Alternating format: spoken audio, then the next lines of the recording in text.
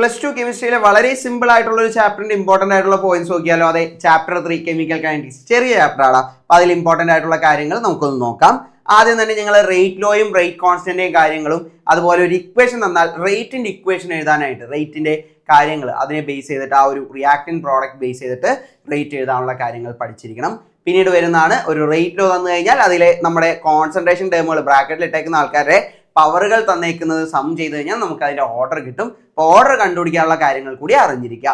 പിന്നീട് വളരെ വളരെ ഇമ്പോർട്ടന്റ് ആയിട്ട് എല്ലാ തവണയും എക്സാമിന് ചോദിക്കുന്നതാണ് differences between order and molecularity. Very very important. എന്തായാലും നോക്കിയേക്കാം, 3 ഡിഫറൻസസ് എന്തായാലും പഠിച്ചിരിക്കുക.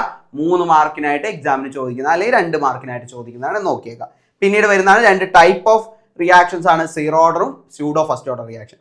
ആ 2 കാര്യങ്ങളും നോക്കിയിരിക്കണം. അതിന്റെ എക്സാമ്പിൾസും പഠിച്ചിരിക്കുക.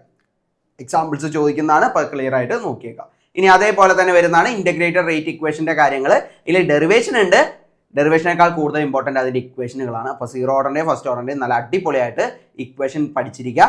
കെയും ടിയും തമ്മിലുള്ള റിലേഷൻ ബേസ് ചെയ്തിട്ടുള്ളതാണ്. അപ്പോൾ റേറ്റ് കോൺസ്റ്റന്റ് ആയിട്ടുള്ള കെയും ടിയും തമ്മിലുള്ള റിലേഷൻ ബേസ് ചെയ്ത പ്രോബ്ലങ്ങളും വരും. അപ്പോൾ അതും കൂടി ചെയ്യാനായിട്ട് എന്തായാലും നോക്കാം based on that. And also half life, ഇവിടെ നിങ്ങൾ ഡെറിവേഷൻ എന്തായാലും പഠിക്കണം, കാരണം ഡെറിവേഷൻസ് എക്സാമിന് ചോദിക്കുന്നതാണ്. അപ്പോൾ ഫസ്റ്റ് ഓർഡറിന്റെ സീറോ ഓർഡറിന്റെ ഹാഫ് ലൈഫിന്റെ ഇക്വേഷനുകൾ നോക്കിയിരിക്കണം. ഇതിന്റെ ഇടയിൽ വിട്ടുപോകുന്നൊരു കാര്യമുണ്ട്, ഗ്രാഫുകൾ. ഇന്റഗ്രേറ്റഡ് റേറ്റ് ഇക്വേഷൻ ഉപയോഗിച്ചിട്ട് ഗ്രാഫുകൾ എഴുതും, സീറോ ഓർഡറിന്റെ ഫസ്റ്റ് ഓർഡറിന്റെ.